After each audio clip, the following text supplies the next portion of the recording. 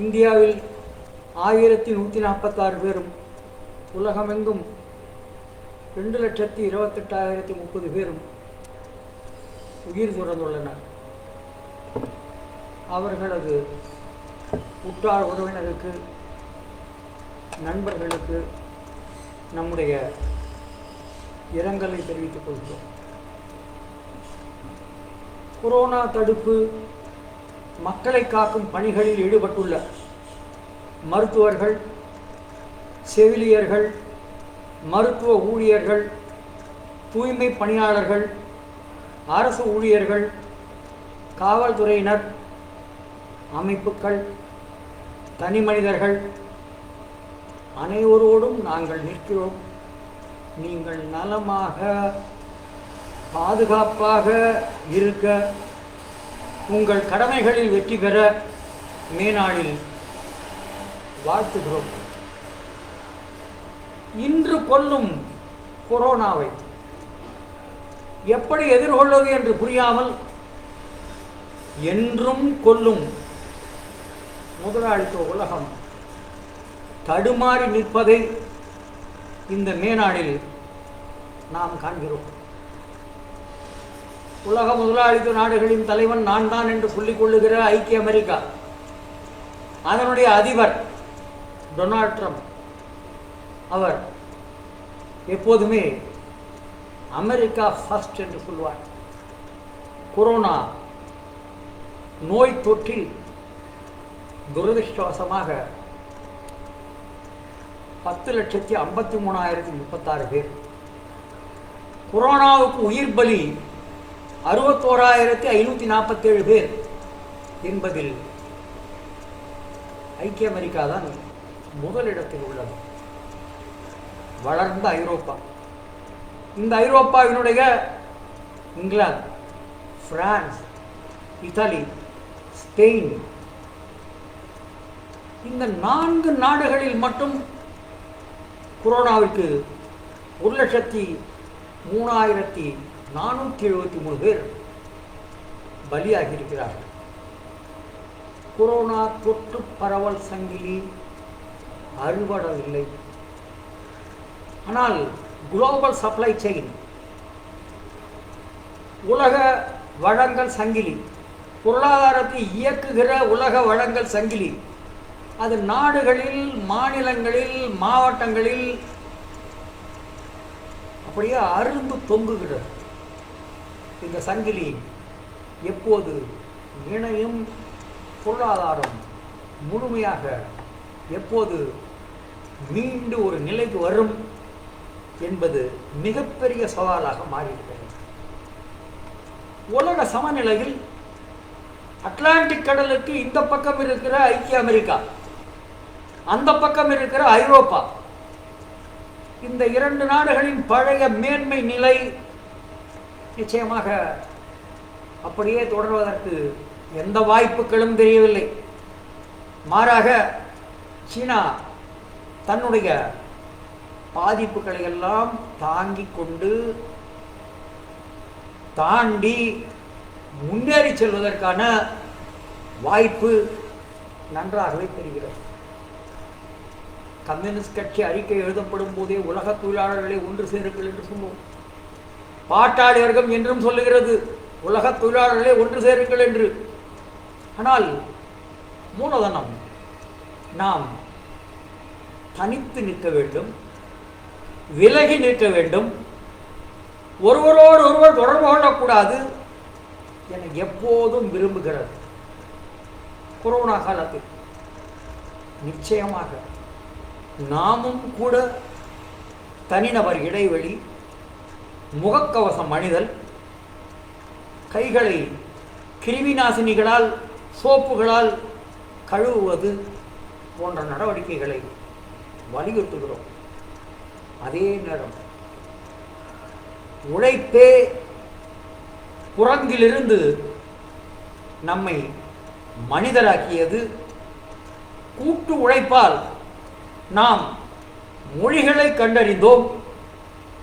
சமூக உழைப்பு, சமூகமே உழைத்து உற்பத்தியில் ஈடுபட்டு அப்படித்தான் முதலாளித்துவ உலகத்தின் செல்வங்கள் எல்லாம் மலை போல் குவிந்துள்ளன என்பதை நாம் நினைவில் கொள்வோம். உழைப்போர் கைகளில் உலகம் வரும் வரை, முதலாளித்துவம் வீழும் வரை, சோஷலிசம் வெல்லும் வரை மக்கள் இணைந்து போராடுவோம். நம்மை காலத்திற்கும் பிரித்து நிறுத்த எந்த சக்தியாலும் முடியாதென இந்த மேனாளில் முழங்குவோம். ஒரு முதுமொழி உலகம் முழுவதும் இருக்கிறது. உன்னுடைய நண்பர்கள் யார் என்று சொல், நீ யார் என்று சொல்லிவிடுகிறேன் என்பதுதான் அந்த முதுமொழி. நரேந்திர மோடிக்கு உலகளாவிய அளவிலே 2 நண்பர்கள். சமீபத்தில் இந்தியாவிற்கு அவர்களை வரவழைத்தார். ஒரு நண்பர் பிரேசிலினுடைய பொல்சனாரோ.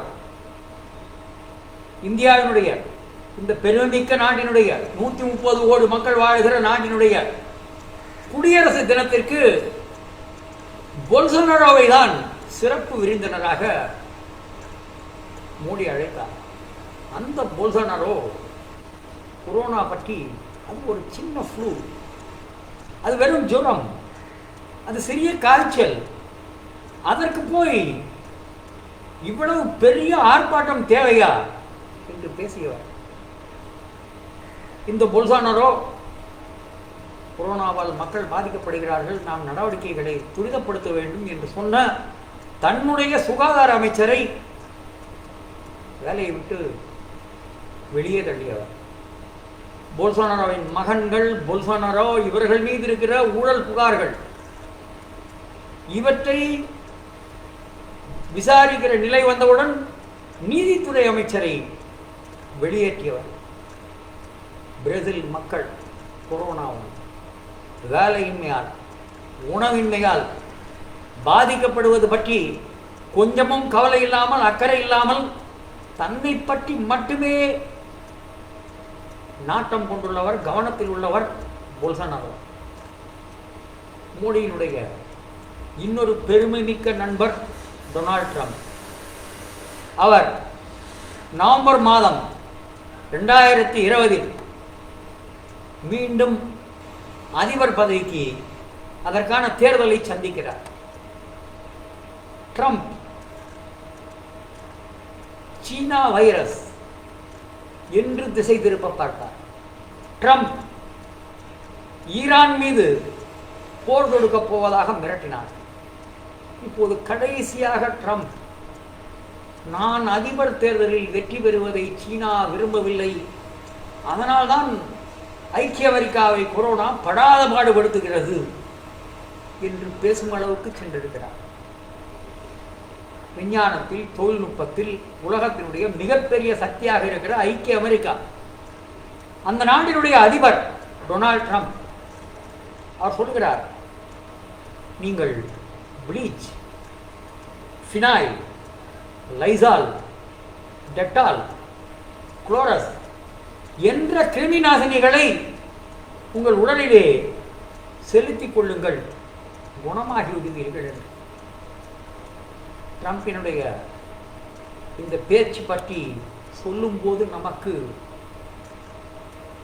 கோ கோ கொரோனா என்று சொல்லி தட்டுக்கள் தட்டப்பட்டதும், ஓடிவிடு ஓடிவிடு கொரோனா என்று விளக்குகள் ஏற்றப்பட்டதும் சங்கடமான விதத்தில் நினைவுக்கு வருகிறது.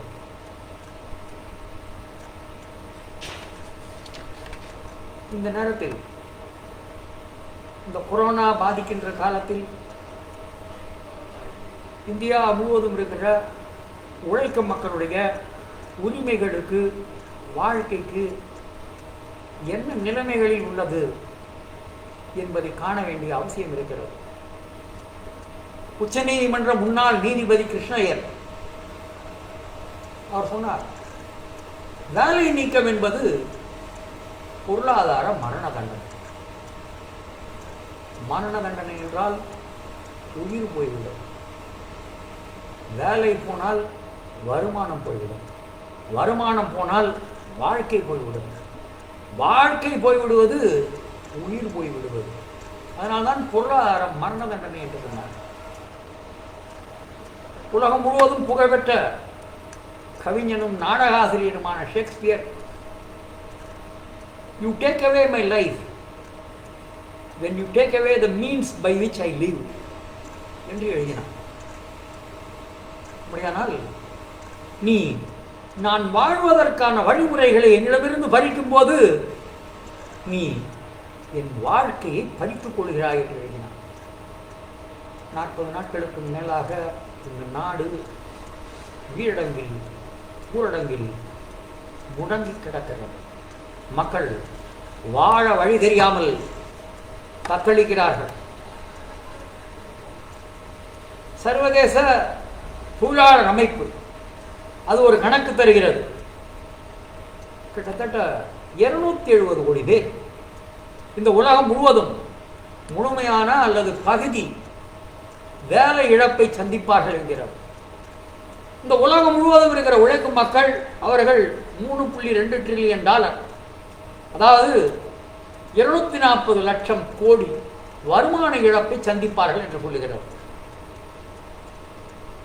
இந்த நேரத்தில் தான் நாடு முழுவதும் மிகப்பெரிய வேலை இழப்புகள், பாதிப்புகள் துவங்கிவிடுங்க.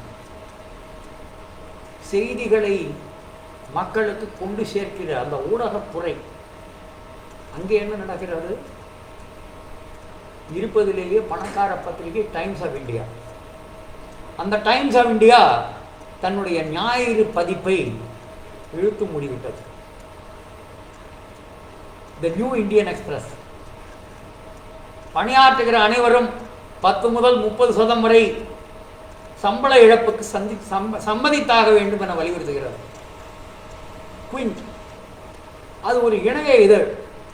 அந்த இணைய இதழ் தன்னுடைய பணியாளர்களை நீங்கள் 15/4/2020 முதல் சம்பளம் இல்லாத விடுப்பில் செல்லுங்கள் என்று சொல்லிவிட்டது.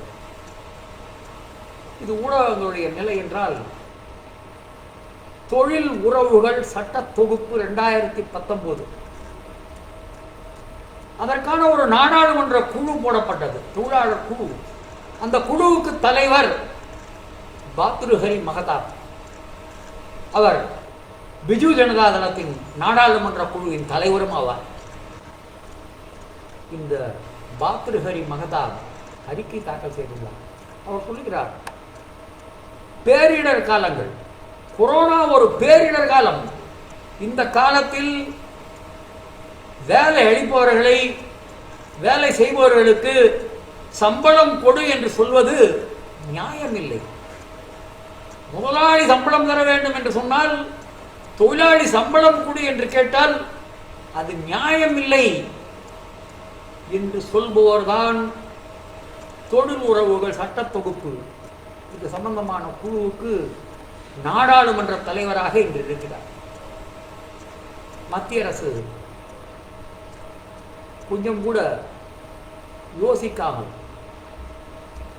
மத்திய அரசு ஊழியர்கள் மீது, மத்திய அரசு ஓய்வூதியர்கள் மீது உங்களுக்கு பஞ்சப்படி 1.5 ஆண்டுகளுக்கு கிடையாது. ஓய்வூதியதாரர்கள், இந்த நாட்டுக்காக உழைத்தவர்கள், இந்த சமூகத்துக்காக பாடுபட்டவர்கள், அவருடைய வாழ்நாளினுடைய அந்த ஓய்வில் இருக்கிற அந்த பகுதியில், முதுமையான பகுதியில் உங்களுக்கு பஞ்சப்படி நிவாரணம் கிடையாது என மத்திய அரசு அறிவித்துவிட்டது. எல்லா விஷயங்களையும் அப்படியே கண்ணை மூடிக்கொண்டு மத்திய அரசை பின்பற்றுகிற நம்முடைய மாநில அரசு சும்மா இருக்குமா? இந்த மாநில அரசும் பஞ்சப்படி வெட்டு, உங்களுடைய விடுப்பை நீங்கள் எடுக்க முடியாது என்ற அறிவிப்பை தந்திருக்கிறது. சரி, இது மத்திய அரசு, தமிழ்நாடு அரசு. மத்திய அரசுக்கு வேண்டிய தமிழ்நாடு அரசு. எதிர்க்கட்சிகள் ஆளுகிற மாநிலங்களில் என்ன நிலவு? நமக்கு மிகவும் சங்கடமாக இருக்கிறது. இது துரதிர்ஷ்டவசமானது. கேரளாவில் இருக்கிற இடது முன்னணி அரசாங்கம் கொரோனா நிவாரணம் என மாநில அரசு ஊழியர்கள், ஆசிரியர்கள் ஆகியோரிடமிருந்து 5 தொடர் மாதங்களுக்கு, ஒரு மாதத்துக்கு 6 நாட்கள் சம்பளம் என 30 நாட்கள் சம்பளத்தை பிடிப்பேன் என்கிறது. அப்படி சொன்னவுடன் அப்படி சொல்வதற்கு அவருடைய ஒப்புதல் வாங்க வேண்டிய அவசியமில்லை என்றும் சொல்லுகிறது. அவர்கள் நீதிமன்றம் போகிறார்கள். நீதிமன்றம் இந்த பிடித்தத்திற்கு எந்த சட்டபூர்வ அடிப்படையும் இல்லை, ஆகவே இந்த பிடித்தத்திற்கு இடைக்கால தடை தருகிறோம் என்கிறது. நீதிமன்றம் தடை தந்துவிட்டது, தயங்குவார்கள், யோசிப்பார்கள் என்று நாம் நினைத்தால் அவசர சட்டம் போட்டு ஆளுநருடைய ஒப்புதலையும் பெற்றுவிட்டார். இதற்கு திருப்பி தருவதாக சொல்லியிருக்கிறோம் என்பது எந்த விதத்திலும் ஆறுதலாக அமையாது. ஊழியர்களிடம் கருத்து கேட்காமல், ஊழியர்களிடம் ஒப்புதல் பெறாமல் பிடித்தம் என்பது எவ்விதத்திலும் நியாயப்படுத்த முடியாது என்பதை இந்த நேரத்திலே நாம் கவனத்தில் கொண்டாக வேண்டும். பஞ்சாப், அங்கே கேப்டன் அமரீந்தர் சிங் சோனியாவினுடைய, ராகுல் காந்தியினுடைய ஆசியுடன் ஆட்சி நடத்துபவர். அவர் 20/4/2020 அன்று 3 மாதங்களுக்கு தொழிற்சாலைகள் சட்டம் 1948 வேலை நேரம் குறித்த ஷரத்துக்களை திருத்தி ஓர் அவசரமான அறிவிப்பாணை வெளியிட்டுள்ளார். இன்று மே தினம் 8 மணி நேர வேலை நாளுக்காக உயிரை தந்த தியாகிகளை உலகெங்கும் நினைவு கூறுகிற அந்த நாள், அந்த 8 மணி நேர வேலை நாளை பஞ்சாபில் இருக்கிற காங்கிரஸ் அரசாங்கம் முன்கை எடுத்து படித்திருக்கிறது. தொழிற்சாலைகள் சட்டம் 1948 சொல்லுகிறது, நாளில் 9 மணி நேர வேலை, வாரத்தில் 48 மணி நேர வேலை. இதை தாண்டினால் அது மிகை நேர பணி. 6 நாட்கள், 6 × 8 48, 48 தாண்டினால் மிகை நேர பணி. அதேபோல் ஒரு ஷிஃப்ட், அதனுடைய ஸ்ப்ரெட் ஓவர் நேரம், ஒரு ஷிஃப்டினுடைய நேரம் அது எப்போதும் 10.5 மணி நேரத்தை தாண்டக்கூடாது. இதுதான் இப்போது இருக்கிற தொழிற்சாலைகள் சட்டம். பஞ்சாப் அரசாங்கம் என்ன சொல்லியிருக்கிறது? நாடே எனக்கு வேலை வேண்டும், எனக்கு வருமானம் வேண்டும், நான் வாழ வழி வேண்டும் என்று குரல் கொடுத்து கொண்டிருக்கிற நேரத்தில் பஞ்சாப் அரசாங்கம் சொல்லுகிறது, ஷார்டேஜ் ஆஃப் லேபர், வேலைக்கு வருவதற்கு ஆள் பற்றாக்குறை இருக்கிறது. அதனால் நாங்கள் ஒரு நாளில் வேலை நேரத்தை 12 மணி நேரமாக மாற்றுகிறோம். ஒரு ஷிஃப்டின் ஸ்ப்ரெட் ஓவர் நேரம், ஒரு ஷிஃப்ட் இவ்வளவு நேரம் இருக்கலாம் என்பதை 13 மணி நேரமாக மாற்றுகிறோம் என்று பஞ்சாபில் இருக்கிற அரசாங்கம் சொல்லியிருக்கிறது. கோவை பிரகாஷ் இந்த நாட்டின் மிகப்பெரிய எழுச்சியுடைய தொழிலாளர் இயக்கம் நடந்த ஆலை. அந்த ஆலையினுடைய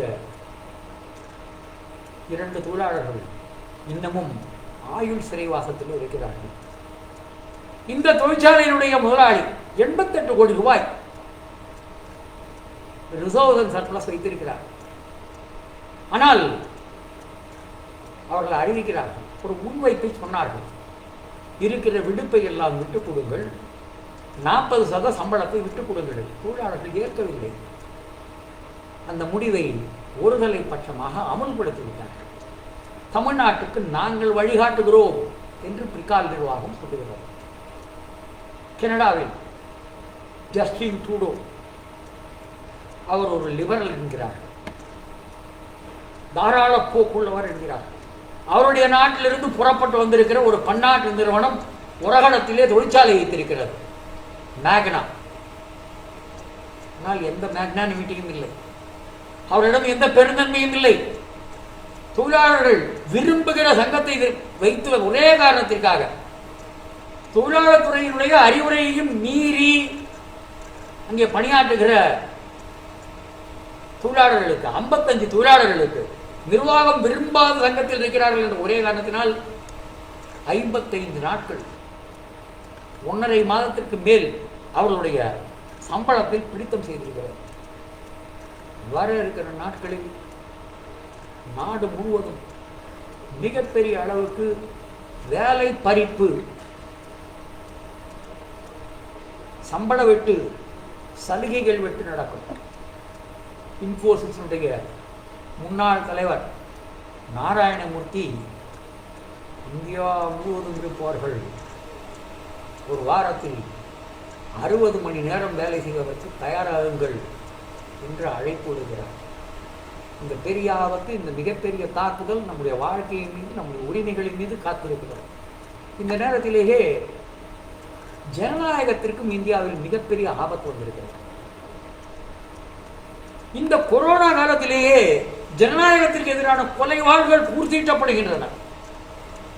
காஷ்மீர் ஏற்கனவே அங்கே மனித உரிமைகள் மீது ஒரு மிகப்பெரிய போர் இருக்கிறது. அந்த மக்கள் முற்றுகைக்கு ஆளானவர்கள். அந்த போர் நீடிப்பதற்கு இந்த கொரோனா காலம் ஒரு நல்வாய்ப்பாக மாறியிருக்கிறது. மனித உரிமை போராளிகள், மக்கள் நலன் காக்கிற செயல்பாட்டாளர்கள், சிந்தனையாளர்கள், ஆனந்த் டெல்டும்டே, கௌதம் நவ்லாக்கா சிறை வைக்கப்பட்டுள்ளார்கள். நீதிமன்றங்கள் சிறையில் இருப்பவர்களையாம் கொரோனா கருதி வெளியே அனுப்புங்கள் என்று உத்தரவு போட்டுக் கொண்டிருக்கிற இந்த காலத்தில் என்ன நடக்கிறது என்றால், கௌதம் நவ்லாக்காவும் ஆனந்த் டெல்டும்டேவும் வெளியே இருந்தவர்கள் சிறைக்கு உள்ளே அனுப்பப்படுகிறார். குடியுரிமை திருத்த சட்டம், அதற்கு எதிராக போராட்டம் நடத்திய மாணவர்கள், அவர்கள் மீதான வழக்கு முடுக்கிவிடப்பட்டிருக்கிறது, தீவிரப்படுத்தப்படுகிறது. சித்தார்த் வரதராஜன் முதுகெலும்புள்ள மக்கள் சார்பு எழுத்துக்களை வெளிப்படுத்துகிற த வயர் இணைய இதழுடைய ஆசிரியர் திரும்ப திரும்ப துன்புறுத்தப்படுகிறார். பலவிதமான வழக்குகள். அவரை, அவருடைய பேனாவை, அவருடைய நடவடிக்கைகளை, ஒயர் பத்திரிகையை எப்படியாவது முளைத்துவிட வேண்டும் என்பதற்காக துடிக்கிறார்கள். தமிழ்நாட்டில் கூட என்ன நடக்கிறது? அரசியலமைப்பு சட்டம் நமக்கு 19வது பிரிவின் கீழே இந்தியா முழுவதும் இருக்கிற குடிமக்களுக்கு உங்களுக்கு எழுத்துரிமை உண்டு, பேச்சுரிமை உண்டு, கருத்து சொல்லுகிற உரிமை உண்டு என்று சொல்லுகிறது. நிச்சயமாக அப்படி இருக்கும்போது இந்த அரசாங்கம் சரியாக செயல்படவில்லை, அரசாங்கம் அலட்சியமாக இருந்துவிட்டது, அரசாங்கம் கவனக்குறைவாக இருந்துவிட்டது, ஊழல் நடந்திருப்பதாக தெரிகிறது என்று சொல்வதற்கு குடிமக்களுக்கு உரிமை உண்டு. அப்படி சொன்னதனாலேயே ஊடகவியலாளர்கள் மீது வழக்குகள், சிறைவாசம். நிவாரணம் கேட்டதனாலேயே இந்திய கம்யூனிஸ்ட் கட்சி, மார்க்சிஸ்ட் போன்றவர்கள் மீது வழக்குகள். வேல்முருகன் பொள்ளாச்சி சிறையில் வைக்கப்பட்டு இப்போதுதான் சிறை மீண்டுள்ளார். இந்த நேரத்திலே நாம் சில விஷயங்களிலே கவனமாக இருக்க வேண்டும்.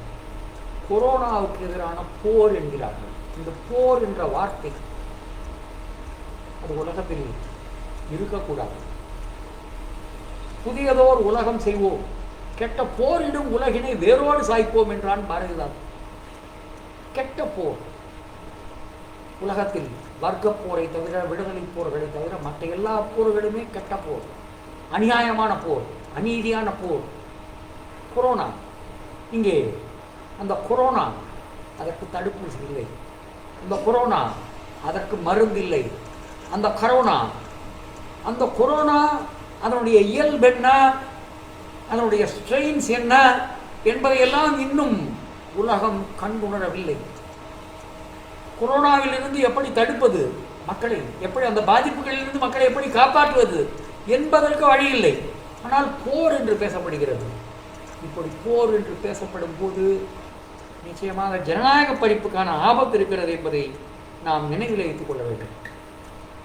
ஐநாவினுடைய பொதுச் செயலாளர் அந்தோனியோ கொட்டரஸ் அவர் ஒன்று சொல்லியிருக்கிறார். இது மிகுந்த கவனத்தில் கொள்ளத்தக்கது. அவர் சொல்லுகிறார், கொரோனா காலத்தில் கொரோனாவை எதிர்கொள்வது என்ற பெயரால் தேசியம், இதன் அடிப்படையிலான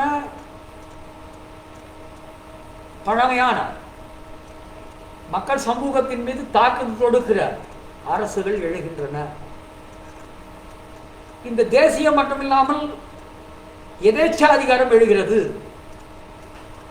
கொரோனா பாதிப்பை காரணம் காட்டி மேலும் மேலும் ஒடுக்குமுறை நடவடிக்கைகள் தீவிரமடைவதற்கான ஆபத்து அதிகரிக்கிறது என்று ஐநாவினுடைய பொதுச் செயலாளர் சொல்கிறார். இதுதான் உலகின் பல்வேறு நாடுகளில், இந்தியாவில் இருக்கிற பல்வேறு மாநிலங்களில் நடக்கிறது என்பதை நாம் இந்த நேரத்திலே காண வேண்டும். ஜனநாயகம் தொடர்பான விஷயத்திலே மேலும் 2 விஷயங்கள் கவனிக்கத்தக்கவை. ஒன்று, மகாராஷ்டிராவினுடைய பால்கரில் அங்கே இந்து சாமியார்களை பழங்குடி மக்கள் அவர்கள் ஏதோ குற்றம் இழைத்தார்கள் என்று சொல்லி தாக்கும் போது அவர்கள் இறந்துவிட்டார்கள். பதியப்பட்ட முதல் தகவல் அறிக்கையில் ஒரு இஸ்லாமியர் பெயர் கூட இல்லை. ஆனால் அங்கே என்ன நடக்கிறது என்றால், மிகப்பெரிய அளவுக்கு பாதகமாக இது தொடர்பாக ஏதோ இஸ்லாமியர்கள் அவர்கள் இந்த விஷயத்திலே சம்பந்தம் உடையது போல் இஸ்லாமிய வெறுப்பு என்பதனை ரிப்பப்ளிக் டிவியினுடைய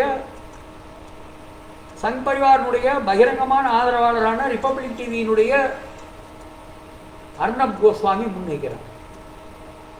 அவர் மீது வழக்கு போடப்படுகிறது. உச்ச நீதிமன்றம் அவசியமான வழக்கு என்று எடுத்துக்கொண்டு பிணை கொடுக்கிறது. சரி, உச்ச நீதிமன்றம் இப்படி செய்திருக்கிறது. இப்படி செய்திருப்பதை இனி மக்கள் உரிமை தொடர்பான, ஜனநாயக உரிமைகள் தொடர்பான எல்லா வழக்குகளிலும் உச்ச நீதிமன்றம் செய்தால் அது மிக மிக நலமாக இருக்கும். இந்த கொரோனா காலத்தில் நாம் கணக்கில் கொள்ளத்தக்க விஷயங்கள், பாதிக்கப்பட்டவர்கள் அவர்கள் மீதே பழி சுமத்தப்படுகிறது. உழைத்து பிழைக்கிற மக்களை பார்த்து எப்போதுமே சோம்பேறிகள், முன்னுக்கு வருவதில் விருப்பமில்லாதவர்கள் என்று சொல்வார்கள். பெண்கள், தலித்துகள், சிறுபான்மையினர் இவர்கள் மீது நாளும் தொடரும் தாக்குதல்கள், இவர்கள் நாளும் பலியாகிறார்கள் என்ற பின்னணி இருந்தாலும் இவர்கள்தான் இவர்கள் மீதான தாக்குதல்களுக்கு காரணம் என்று விக்டிம் பேஷிங், விக்டிம் பிளேமிங் நடக்கும். இப்போது கொரோனாவில் தொற்றுக்கு உள்ளானவர்கள், பலியானவர்கள் அவர்கள் விஷயத்திலும் இந்த ஸ்டிக்மடைசேஷன் நடக்கிறது. இங்கே மக்கள் மிகுந்த கவனத்தோடு இருக்க வேண்டும். இல்லாவிட்டால் எல்லா விஷயங்களையும் மக்கள் மீது வழி போட்டு திசை திருப்புவது நடந்துவிடும் என்பதை கவனத்திலே கொள்ள வேண்டும். இந்த நேரத்தில் தாக்குதல், ஜனநாயகம் என்ற 2 கோணத்திலும் இந்தியா முழுவதும் இருக்கிற புலம்பெயர்ந்த தொழிலாளர்கள், இந்தியாவை விட்டு வெளியே போன புலம்பெயர்ந்த தொழிலாளர்கள் இவர்களை கணக்கில் கொள்ள வேண்டியிருக்கிறார். இந்தியாவில் மாநிலத்திலிருந்து மாநிலம், மாவட்டத்திலிருந்து மாவட்டம் புலம்பெயர்ந்த தொழிலாளர்கள் 10 கோடியிலிருந்து 15 கோடி பேர் இருப்பார்கள். அவர்கள் தமிழ்நாட்டில் இருக்கிறார்கள், அவர்கள் பஞ்சாபில் இருக்கிறார்கள், அவர்கள் இந்தியாவினுடைய எல்லா பகுதிகளிலும் இருக்கிறார்கள், எல்லா பகுதிகளிலிருந்தும் வந்திருக்கிறார்கள். அவர்களில் சிலரை பார்த்து அவருடைய தோற்றம் கண்டு அவர்களை இந்தியர்களாக அங்கீகரிக்காத துரதிருஷ்டவசமான நிலை கூட இருக்கிறது. இந்த பிற மாநில தொழிலாளர்கள் 10 to 15 கோடி பேர் இருப்பவர்கள் அவர்கள் எப்போது சொந்த மாநிலத்துக்கு திரும்புவார்கள், வீடு திரும்புவார்கள், அவருடைய எதிர்காலம் என்ன? இந்த கேள்விகளுக்கு எந்த பதிலும் இல்லை. விடை தெரியாத கேள்விகள் அவர்களை பின்தொடரும் நிழலாக இருக்கிறது. அவர்களை பொறுத்தவரையில் அப்படியே பொறியில் சிக்கிய எரி போல தவிக்கிறார்கள். அவர்களுக்கு அடுத்து என்ன செய்வது என்பது பற்றி ஏதும் தெரியாமல் இருக்கிறது. அதேபோல் வெளிநாடுகளிலே வாழுகிற, குறிப்பாக வளைகுடா நாடுகளிலே வாழுகிற இந்திய தொழிலாளர்கள், இந்தியாவில் இருக்கிற இந்த பிற மாநில தொழிலாளர்கள் மீது கிருமிநாசினி தெளிக்கப்படுகிற அளவுக்கு அவருடைய மானுடத்தன்மை மறுக்கப்படுகிறது என்றால், வெளிநாடுகளிலே வாழுகிற, வளைகுடா நாடுகளிலே வாழுகிற புலம்பெயர்ந்த தொழிலாளர்கள், இந்தியாவிலிருந்து சென்ற தொழிலாளர்கள், அவர்கள் அனுப்புகிற ரெமிட்டன்ஸ், ஃபாரின் ரெமிட்டன்ஸ், அந்த பணம் கேரள பொருளாதாரத்துக்கு முதுகெலும்பானது. இந்தியாவுடைய பொருளாதாரத்துக்கு அது ஒரு மிகப்பெரிய காரணியாக இருக்கிறது, வலு சேர்க்கிற காரணியாக இருக்கிறது. இங்கே இருக்கிற ஊடகங்களில், சமூக ஊடகங்களில் கொஞ்சம் கூட பொறுப்பில்லாமல் கொரோனா ஜிஹாத், கொரோனா புதிய போர், இஸ்லாமிய வைரஸ் என்று எழுதியதால் அரபு நாடுகளிலே அதிருப்தி உருவாகி இருக்கிறது. இது அங்கே பணியாற்றுகிற பல லட்சக்கணக்கான தொழிலாளர்களுக்கு மிகப்பெரிய சங்கடத்தை உருவாக்கியிருக்கிறது. இந்த எல்லா விஷயங்கள் பற்றி பேசும்போது அடிப்படையான ஒரு விஷயம் வருகிறது. கொரோனா காலம், பேரிடர் காலம். கொரோனா காலம் நாடு முழுவதும் நாம் கவனம் செலுத்தி தடுக்க வேண்டிய, மக்களை காக்க வேண்டிய காலம். அதனால் அரசியல் வேண்டாம் என்று சொல்லுகிறார். உலகில் மக்களுக்கான அரசியல் இருக்கிறது, மக்களுக்கு எதிரான அரசியல் இருக்கிறது. மக்களுக்கு எதிரான அரசியல் அதுதான் அரசியல் வேண்டாம் என்று சொல்லும். மக்களுக்கான அரசியல் அது போர்க்காலத்தில், சமாதான காலத்தில், ஜனநாயக ஆட்சியில், சர்வாதிகார ஆட்சியில் எப்போதும் மக்களுக்கான அரசியல் ஆணையில் வைக்கப்பட வேண்டும் என்று சொல்லும். ஆகவே இந்த மே நாளில் மக்களுக்கான அரசியலை, பாட்டாளர்களுக்கு நலன் காக்கிற அரசியலை, உழைக்கும் மக்களின் நலன் காக்கிற அரசியலை எப்போதும் உயர்த்தி பிடிப்போம் என்று உறுதியேற்க வேண்டிய கட்டாயம் நமக்கு இருக்கிறது. இந்த நேரத்தில் இந்தியாவில் நடக்கிற மிகவும் மாறுபட்ட ஒரு விஷயத்தை நாம் காண வேண்டியிருக்கிறது. நாடெங்கும் பாதிப்பு, நாடெங்கும் இருக்கிற மக்களுக்கு வேறு வேறு நெருக்கடிகள், நாடெங்கும் எல்லோருமே வருமானம் இல்லாமல், எல்லோருமே வாழ்வதற்கு வழி இல்லாமல் தடுமாறிக் கொண்டிருக்கும் போது இப்போது என்ன நடக்கிறது என்றால், முகேஷ் அம்பானி அவருடைய காட்டில் மட்டும் மழை பெய்கிறது. அவருடைய காட்டில் 7,700 கோடி ரூபாய்க்கு 27 மாடி வீடு வைத்திருக்கிற அந்த முகேஷ் அம்பானி அவர் தொலைத்தொடர்பு துறைக்குள் நுழைவதற்கு முன்பாக ஒரு 3.06 லட்சம் கோடி கடன் வைத்திருந்தார். ஜியோ வருகிறது, 38 கோடி வாடிக்கையாளர்களை பெறுகிறது. இந்த ஜியோ வந்த பிறகு ஜியோ பிளாட்ஃபார்ம், இந்த ஜியோ பிளாட்ஃபார்முடைய அவருடைய மார்ச் 2020 முடிந்த காலாண்டு அந்த செயல்பாடு 32% அவருடைய வருவாய் அதிகரித்திருக்கிறது. இந்த நேரத்தில் ஃபேஸ்புக், இந்தியாவிலே ஃபேஸ்புக்கும் வாட்ஸ்அப்புமாக 35 கோடி 40 கோடி என வாடிக்கையாளர்களை வைத்திருக்கிறார்கள். இந்த ஃபேஸ்புக் ஜியோ பிளாட்ஃபார்ம், இந்த ஜியோ பிளாட்ஃபார்மினுடைய பண மதிப்பு 4.62 லட்சம் கோடி ரூபாய் என மதிப்பிட்டுள்ளது. அதனுடைய வெறும் 9.9% பங்குகளை 43,574 கோடி கொடுத்து வாங்குகிறது. கொரோனா காலத்தில் ரிலையன்ஸுக்கு வந்திருக்கிற வருவாய் 43,574 கோடி. முகேஷ் அம்பானி சொல்லுகிறார், இன்னும் பலர் அப்படியே இந்த பங்குகளை வாங்குவதற்கு தயாராக இருக்கிறார்கள். இந்த 43,574 கோடிக்கும் மேலே வரும் என்கிறார்கள். என்ன காரணம்? நமக்கு நன்றாக தெரியும். இந்த ஊரடங்கு காலத்தில், இந்த வீழடங்கு காலத்தில் நாம் முடங்கி கிடக்கிறோம். இந்த காலத்தில் மோடி வர இருக்கிற நாட்களில் முகக்கவசம் நம் வாழ்வின் பிரிக்க முடியாத பகுதியாகும் என்கிறார். இவற்றை புரிகிற நமக்கு இன்னொன்றும் புரிகிறது. ஜியோ பிளாட்ஃபார்மும் வாட்ஸ்அப்புமாக சேர்ந்து ஒரு ஆஃப்லைன் ஆன்லைன் மிகப்பெரிய பாலத்தை அமைக்கப் போகிறார். ஆன்லைன் வாடிக்கையாளர்கள், ஸ்மார்ட் போன் வைத்திருக்கிற வாடிக்கையாளர்கள், இந்த வாடிக்கையாளர்களையும் ஆஃப்லைனில் இருக்கிற சில்லறை வர்த்தகர்களையும் இணைக்கப் போகிறார்கள். இந்த மிகப்பெரிய வர்த்தகத்திற்குள் அப்படியே வாட்ஸ்அப், ஜியோ பிளாட்ஃபார்ம் நுழைய இருக்கிறது.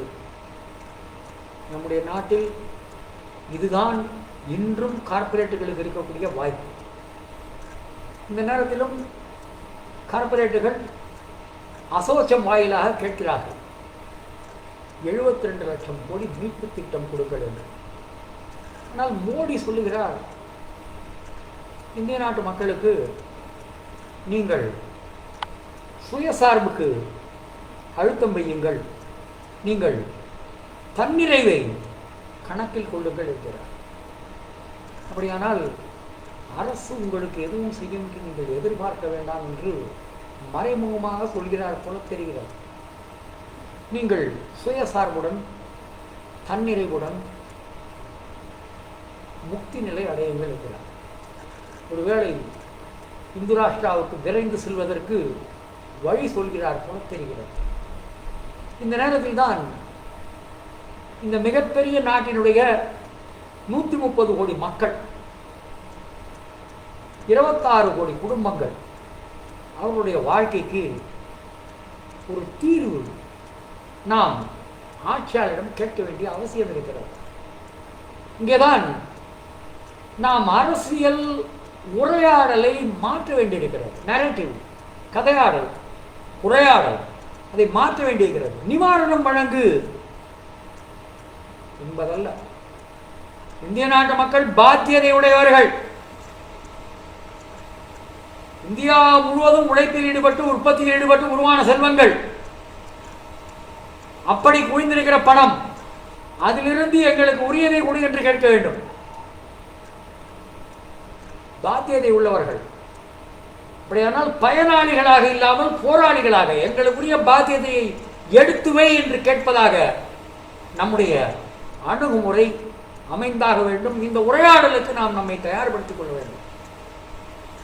அது மிக மிக தேவையானதாக அவசியமாக இருக்கிறது என்பதை இந்த மேனாளில் நாம் கணக்கில் கொள்ள வேண்டும். 26 கோடி குடும்பங்களில் 6 கோடி குடும்பங்கள், 30 கோடி பேர், அவர்களுக்கு ஏதாவது தர வேண்டும் என்பதிலிருந்து நாம் விலக்கி வைப்போம்.